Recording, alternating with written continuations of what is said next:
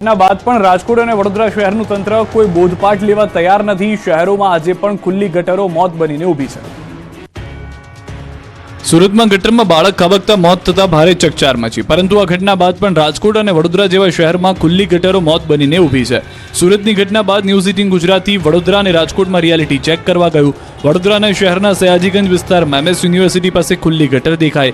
આ ખુલ્લી ગટરની બિલકુલ બાજુમાં શ્રમિકો વસવાટ કરે છે। શ્રમિકોના બાળકો પણ અહીં રમતા હોય તેવા દ્રશ્યો જોવા મળ્યા।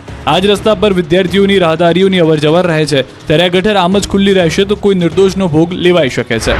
તો રાજકોટ મહાનગરપાલિકા પણ અકસ્માતને ખુલ્લું આમંત્રણ આપી રહી હોય એમ લાગી રહ્યું છે। આ વાત અમારી ટીમ દ્વારા રાજકોટ શહેરમાં જ્યારે રિયાલિટી ચેક કરવામાં આવ્યું ત્યારે જોવા મળી। શહેરના નાના મોવા રોડ પર તંત્ર દ્વારા મોટો ખાડો ખોદી નાખવામાં આવ્યો, જો કે આ ખાડાની આસપાસ બેરિકેડ મારવાની કોઈ તસદી તંત્ર દ્વારા લેવામાં આવી ન હતી। જે જગ્યાએ ખાડો ખોદવામાં આવ્યો તો ત્યાં માત્ર 100 મીટર દૂર જ એક ખાનગી સ્કૂલ આવેલી છે, ત્યારે જો અકસ્માત સર્જાય તો જવાબદાર કોણ તે પણ સૌથી મોટો સવાલ ઉઠી રહ્યો છે। આ તરફ સુરત પોલીસે ચોરીના કેસ ઉકેલવામાં સફળતા મેળવી। શહેરના વેસુ વિસ્તારમાં જૈન દેરાસરમાં મૂર્તિ અને દાગીનાની ચોરીનો ભેદ ઉકેલી લેવામાં આવ્યો છે। બે સગા ભાઈઓની પોલીસે ધરપકડ કરી છે। પોલીસે સરદાર માર્કેટથી રાજુ મીણા અને મહેન્દ્ર મીણાને દબોચી લઈ તેમની પાસેથી 58,000થી વધુનો મુદ્દામાલ કબજે કર્યો। ચોરીના કેસમાં ઝડપાયેલા બંને ભાઈઓ સુરતમાં મજૂરી કામ કરે છે। તપાસમાં એ પણ સામે આવ્યું છે કે ગત દિવાળીના તહેવારમાં તેઓ વેસુના આશાપુરા મંદિરમાં પણ મૂર્તિ અને ઘરેણાંની ચોરીને અંજામ આપ્યા હતો। તો સુરત ક્રાઇમ બ્રાન્ચે પણ ચોરીના 2 રીઢા ગુનેગારોને દબોચી લીધા છે। બંને શખ્સો મોડી રાત્રે વાહન, મોબાઈલ અને ઘરફોડ ચોરીને અંજામ આપતા હતા। આરોપીઓ પાસેથી 21 મોબાઈલ, 5 બાઇક અને 1 લેપટોપ મળી 4,14,000નો મુદ્દામાલ જપ્ત કરાયો। બંને રીઢા ગુનેગારો સામે શહેરના મહિદરપુરા, ઉત્તરાણ, કતારગામ, પાલ, વેસુ અને વરાછા પોલીસ સ્ટેશનમાં ગુના નોંધાયેલા છે। અગાઉ 2 પૈકી એક આરોપી ઘરફોડ, ચેઇન સ્નેચિંગ, મોબાઈલ અને વાહન ચોરીના ગુનામાં પકડાઈ ચૂક્યો છે। ડ્રો સંચાલકો જાણે કે બેખોફ હોય તેમ લાગી રહ્યું છે। બનાસકાંઠામાં લકી ડ્રો સંચાલકો સામે પોલીસ સકંજો કસવા માટે કવાયત કરી રહી છે, પરંતુ ડ્રો સંચાલકોને જાણે કે પોલીસનો કોઈ જ ડર ન હોય તેવો ઘાટ સર્જાયો છે। લકી ડ્રો સંચાલક પર પોલીસની નજર હોવા છતાં તેણે ડ્રો કરવાનો વિડીયો જાહેર કરી પોલીસને જાણે કે પડકાર ફેંક્યો। અશોક માળી પર આરોપ છે કે ગૌશાળામાં નામે લકી ડ્રો યોજી લોકો સાથે ઠગાઈ કરવામાં આવે છે અને અત્યાર સુધીમાં અશોક માળી સામે 2 ફરિયાદો પણ નોંધાઈ ચૂકી છે, પરંતુ અશોક માળીને કાયદો કે પોલીસનો જરા પણ ડર ન હોય એમ ખુલ્લેઆમ ડ્રોની ટિકિટની વહેંચણી કરી રહ્યો છે। સંચાલકો ઓનલાઈન અને ઓફલાઈન ટિકિટ વેચી રહ્યા છે અને આવતીકાલે પોતાના ગામ મોરથલામાં પણ ડ્રો કરવાની જાહેરાત કરી ચૂક્યા છે। લોકોનો કરોડો રૂપિયા ઠગી લેનાર અશોક માળી હજુ પણ લોકોને પોતાની જાળમાં ફસાવી રહ્યો છે અને પોલીસ જાણે કે મુખ પ્રેક્ષક બની તમાશો જોતી હોય એમ લાગી રહ્યું છે। સવાલ એ છે કે આ રીતે વિડીયો પોસ્ટ કરી ડ્રો કરવાની જાહેરાત કરવા છતાં શા માટે પોલીસ કોઈ એક્શન નથી લઈ રહી?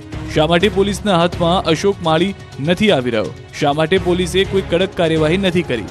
પરંતુ શું અશોક માળી પર પોલીસના 4 હાથ છે તેવા સવાલો ઊભા થયા।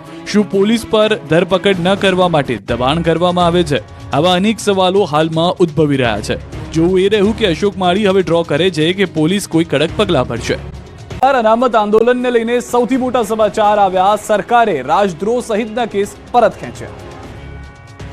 પાટીદાર અનામત આંદોલન સમયે થયેલા રાજદ્રોહ સહિતના કેસ પરત ખેંચવાનો સરકારે નિર્ણય કર્યો છે, જેને લઈ આંદોલનના નેતા હાર્દિક પટેલે સરકારનો આભાર માન્યો। વિરમગામ ખાતે સમૂહ લગ્ન પ્રસંગમાં હાજરી આપવા પહોંચેલા હાર્દિક પટેલે જણાવ્યું કે 14 જેટલા કેસ પરત ખેંચવા બદલ સરકારનો આભાર।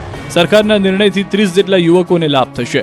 આ એક્સ પર પોસ્ટ પર EBC અનામત આપવા બદલ પ્રધાનમંત્રી મોદી અને ગૃહમંત્રી અમિત શાહનો પણ આભાર માનવામાં આવ્યો। SPGના રાષ્ટ્રીય અધ્યક્ષ લાલજી પટેલે કહ્યું કે કેસ પરત ખેંચાયા તે આનંદની વાત છે। આ પાટીદાર યુવાનોની જીત છે। તો દિનેશ બાંભણિયા, અલ્પેશ કથિરિયાએ પણ મુખ્યમંત્રી ભૂપેન્દ્ર પટેલનો આભાર વ્યક્ત કર્યો।